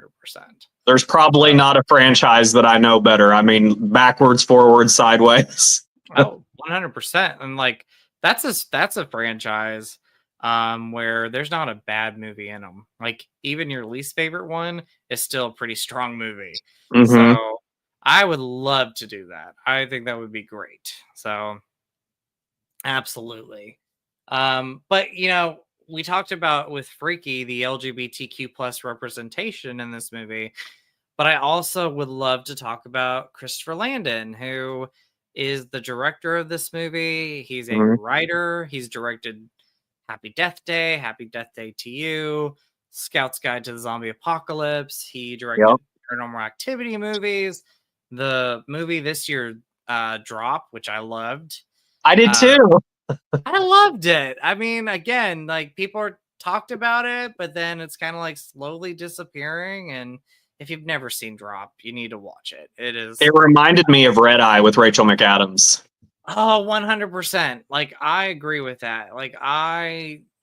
Yes, I was getting the vibes from that. And it's for me, it's a Christopher Landon honoring Red Eye because Red Eye is such a fun thriller, edge of Hmm. your seat thriller who done it or you don't know where the movie's going to go type of film. And I thought Drop did the same thing. Like I thought Drop had a great twist of who the person was doing all this stuff. Yeah, but Christopher Landon, if people don't know, Christopher Landon is an openly gay writer and director in Hollywood.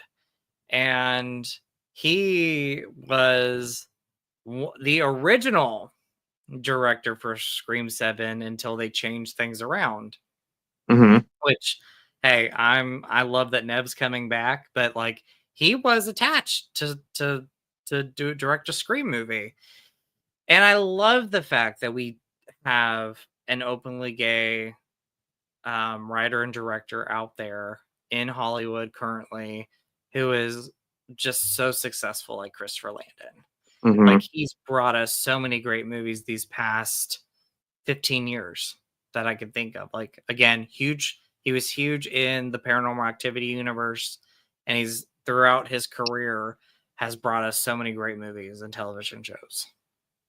It's kind of ironic because he's almost like another. You mentioned Scream 7, he was supposed to direct, but then the person that did take over is another openly gay, Kevin Williamson.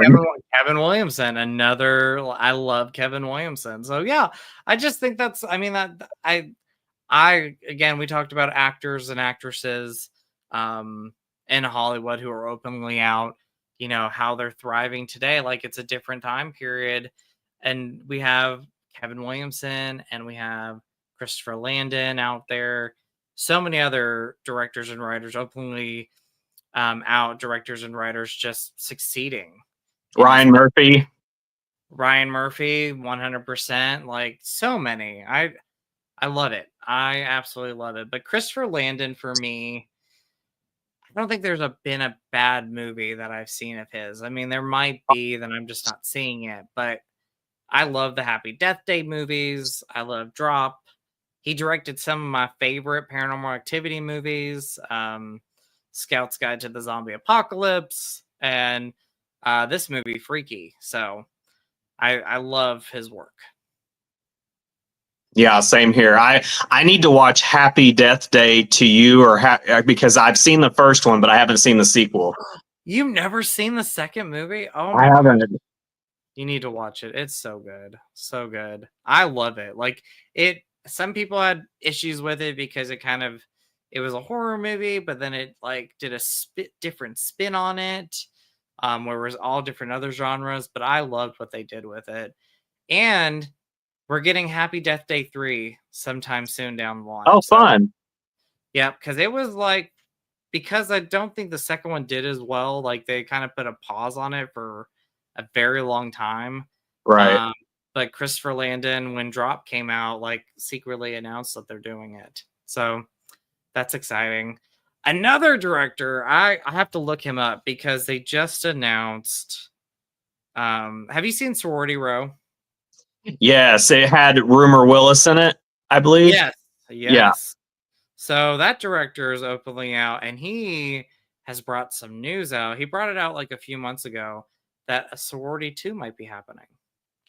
Hey, I'd be down for that. I enjoyed the first one. It's been a while since I've seen it. I love that movie though. That was again, that movie had eye candy in it. It was great. You had like one of the best like mean girls in a movie, the actress Leah Pipes. So, Mhm. and then the soundtrack and campiness was so great. So I'd love to see what they can do with the sequel to that. I may need to Um watch that tonight. I haven't seen that in a long time. I may watch that later. it's oh me too. I haven't seen it in forever. I want to rewatch it. So um but wrapping this up, I want to talk about some body swap movies. One that literally had in my head, and I was like, it's gonna come back to me. Um, have you ever seen a movie? It's a Disney movie. Came out during our time. Model Behavior. Does that sound familiar to you? No, I don't think I've seen that one.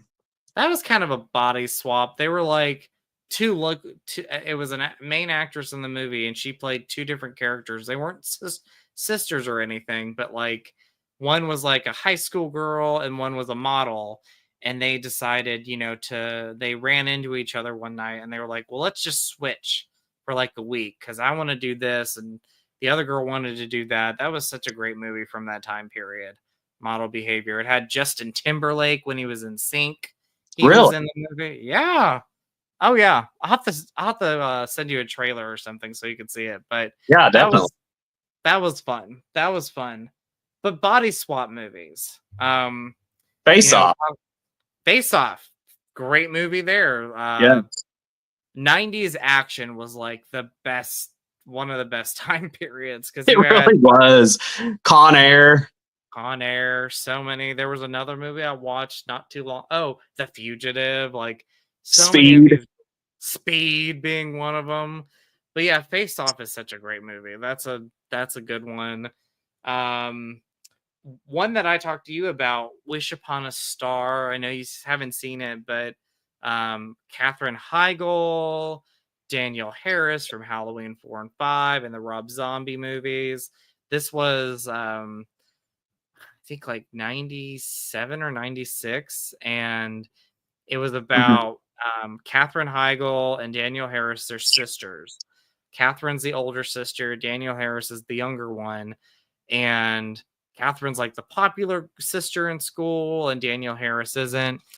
But they one night when they're outside wish to be each other when a shooting star happens, and they wake up the next morning and they have swapped bodies, and it is so funny and such a great movie from the 90s. And I think I saw it for the first time on the Disney Channel, and that's how I fell in love with it. And oh, love it. Absolutely love it. So that was kind of like a like early kind of almost Freaky Friday type of feel of a film. And I love that. Um 13 going on 30, which is a great one. And that one's more of Love like, that one. oh, I love that movie so much. So fun. And that was more of a 13-year-old wishing she was older, and she wakes up and she's 30 years old.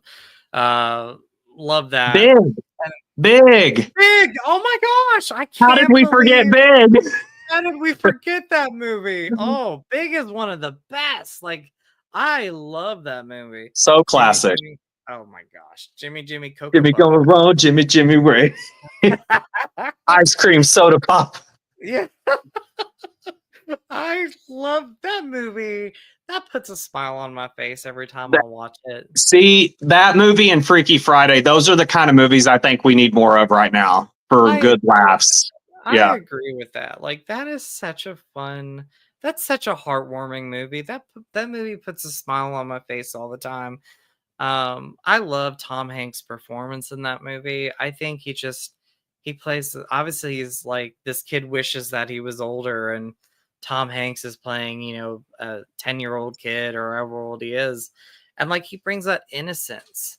And I love Tom Hanks as an actor in general, but like his performance in that movie, you feel for him. There's emotion there. Hmm. Uh, I love his chemistry with Elizabeth Perkins. Like, I don't know. That movie has all the feels. I love that movie so much. Such a great movie. I'm or I think another movie that's going to give us a lot of laughs is The Roses. Have you seen the trailer for that? I don't know if I've seen the trailer for that. I'll have to look up that trailer. It's do you remember The War of the Roses with Kathleen Yes. Turner and Michael Douglas? Yeah. So it's a reimagining of that, and they've got Benedict Cumberbatch and Allison Channing and a whole slew of cast members, and it looks hilarious. Oh my gosh, I'll have to watch the trailer for that one. So I definitely will. And then a couple other movies that I could think of, if you could think of any other body swap movies. But I have another one too. I'll talk about in a minute. But these I don't remember. Like I remember seeing them, but I don't remember too much about them. Like Father, Like Son. Even though I'm not a Kirk Cameron fan anymore, like I Right. growing pains and Like Father, Like Son, like those are movies that was Growing Pains was a show I liked. Like Father, Like Son I liked as a kid, but I remember that being a really good movie. And then you had, this was underrated, like, in the 80s you had these movies come out at the same time that were very similar. And then there was a movie called Vice Versa with Judge Reinhold and Fred Savage, and they played father and Oh, son, and okay. they swapped bodies. That was a great movie from that time period. So I remember thinking I liked that one better than Like Father, Like Son. I think I had more memories with that movie. Um, I'm trying to think of Wasn't there one called The Change Up with Ryan Reynolds and Jason Bateman? yes, I was talking to my friend TJ about that. I've never seen that movie. Have you seen it? I saw it. I think I've only seen it one time. It was kind of one of those that was just, it was okay. It wasn't anything great, but I saw it when it first came out, and then it kind of got lost under the radar a bit. But Yeah. it's kind of like the Freaky Friday idea, just R rated and raunchier. Okay. Yeah. I'll have to see if that's streaming somewhere. One that I was thinking about, actually the original and remake. The remake of the Stepford Wives with Nicole Oh, Kidman. I love it. Like I love it that too. is that's made for the gays right there. Like if you're, we're talking scream gay horror, that is made for the gays. As much Um as death becomes her. 100%. Yes, I agree. Like, oh gosh, that would be a great double feature to do on a stream. Oh, Um, oh gosh, I love we'll that. never And run out then of content to talk about. We got so much. we have so much. We're gonna have to like do a lineup of things. And then I don't know if you've ever seen the original Stepford Wives from the 70s. Have you ever watched it? I haven't, but from what I'm told, isn't it more horror driven than comedy? Yes. Yes. Yeah. Like it is.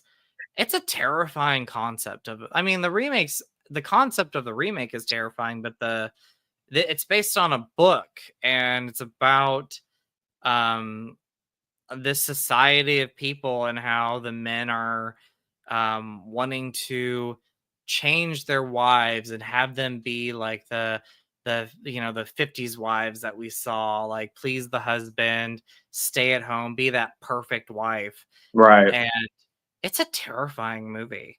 Like it's a terrifying concept, and it's a terrifying movie. Like it's suspenseful. Especially because back in that time when the first one, the original one came out, I mean The that whole idea wasn't that irrelevant. No, I mean, then you had women that were these strong women that were like, they had these careers and they were doing their own thing, and you know, and then there was some people that were like, women need to go back into the kitchen or whatever that saying was, and uh, And the fact that during they that were time. brainwashing them also kind of plays into, just how, I mean, like when they send gay people to conversion camps, it's like it's the same Exactly. idea, just executed in a different way.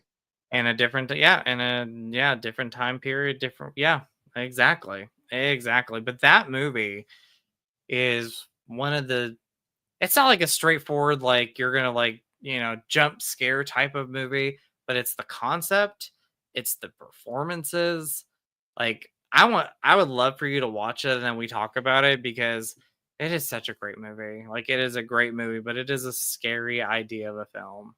Um, Yeah, I'll have to put it but on my list because I love the remake, so I wanted to see love the kind of where the remake. origins came from. Yeah.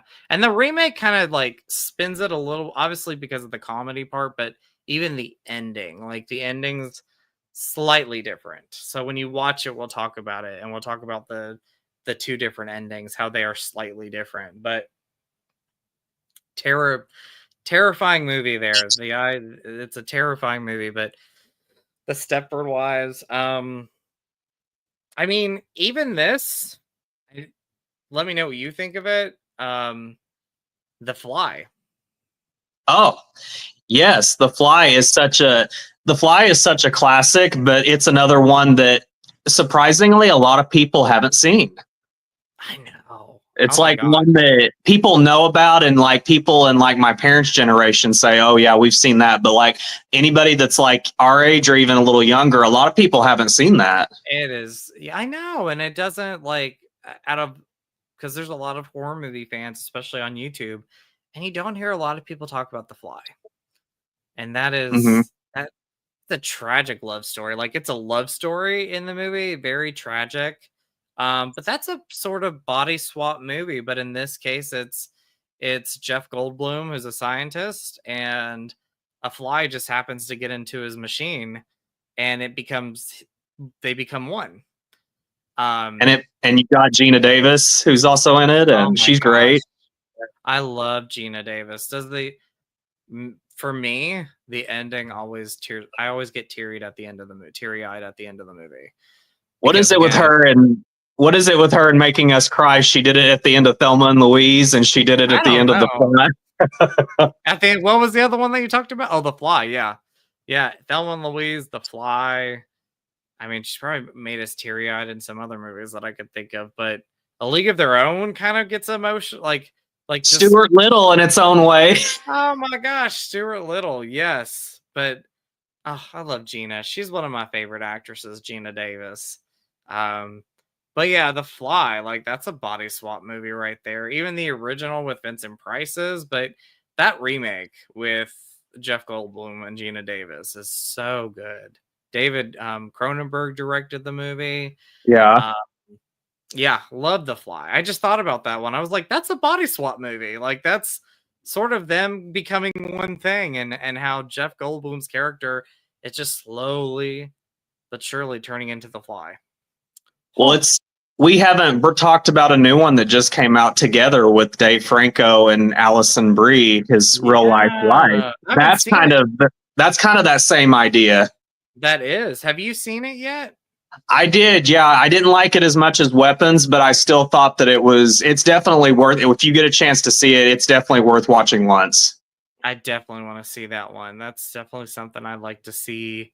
Uh, I'd love to see that one. I'm trying to think of any other body swap movies. I know I have my collection, part of my collection over here, and I'm thinking, I know there's other body swap movies out there, but those are some of the major ones that I can think of.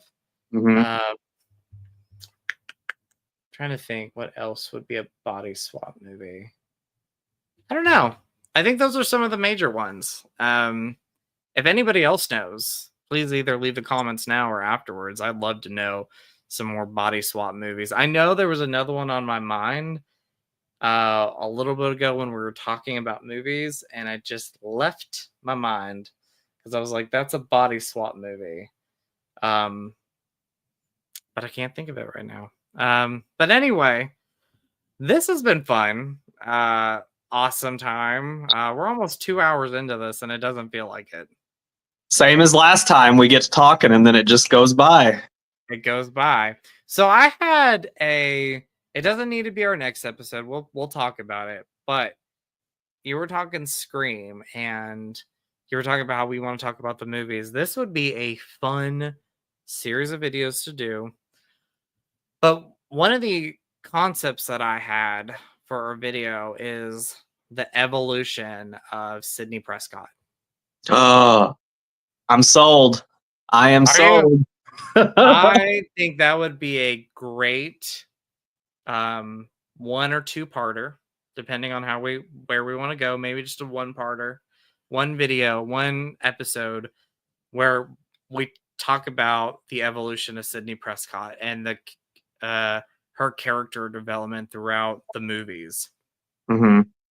I would love that. If you're Oh, down for that, I would love that. I am 100% down. And one thing I'm looking forward to with talking about Scream is when we talk about the first Scream, a lot of people don't talk about this. I mean, they do, but not really in detail. I don't think people give enough credit to Drew Barrymore's performance in the opening scene. 100%. I I agree think with that that. I think it sets the stage for everything to come. And I just really think, even though people remember her being in it, that was a pretty good performance. I mean, just all around. That's one of the best performances I've seen in a horror movie. Like, she's in the movie for less than 20 minutes, but she gives a great performance. And I just feel bad for her. It always breaks my heart when I see what she's going through in that movie. And then her demise at the end of her Yeah. scene. Just, oh. I think that's what gets to me so much, is because you see somebody, a teenage girl, being terrorized verbally over the phone, and she's hysterically crying, and then she sees her boyfriend get killed, and then she gets killed in the most horrific way, and you're just like, dang, if this movie didn't have a bit of a Kevin Williamson comedic edge to it, it would be absolutely horrifying. I know.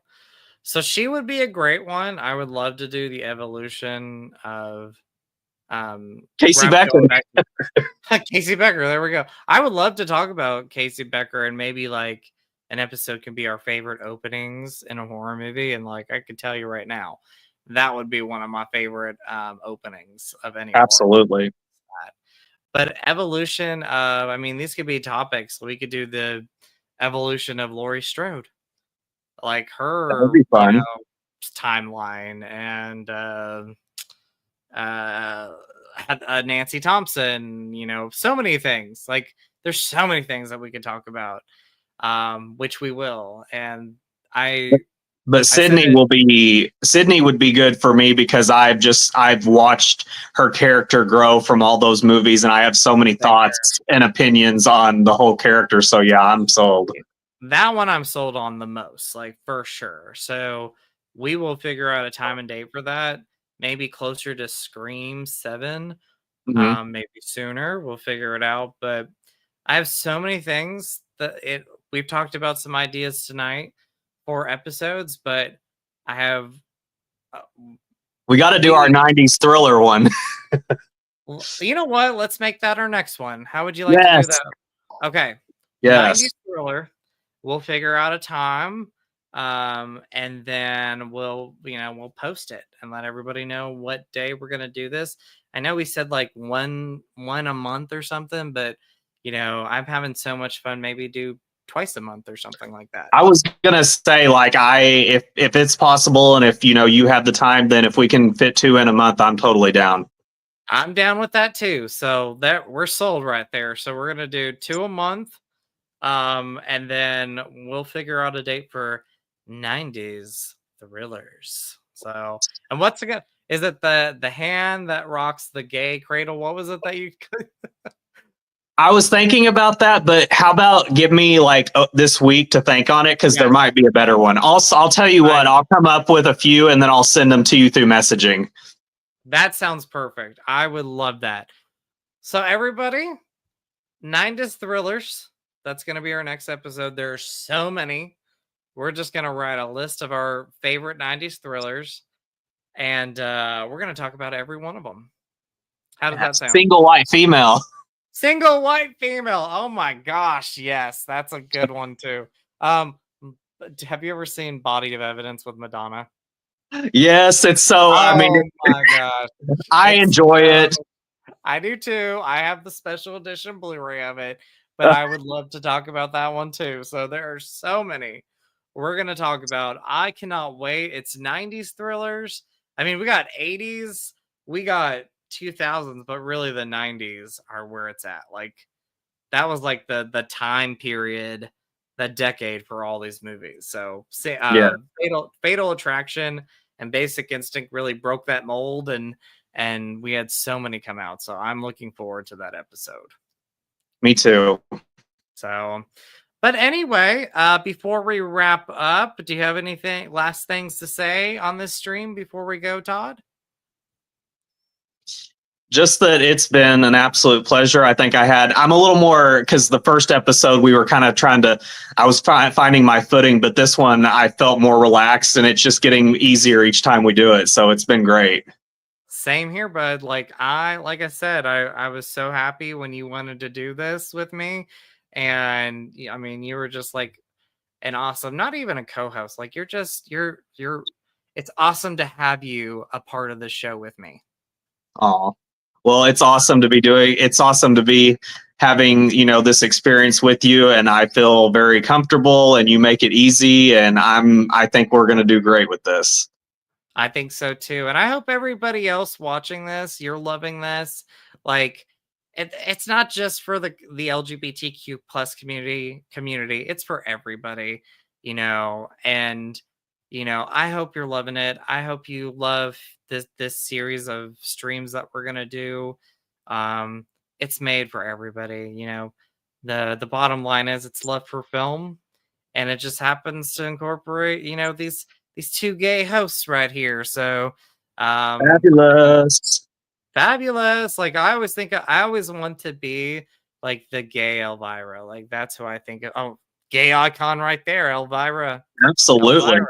Elvira. So love her. Love Elvira. But anyway, it's been a joy. Next episode, 90s thrillers, and we'll figure out a date. But let's try to make it this month. Yes, absolutely.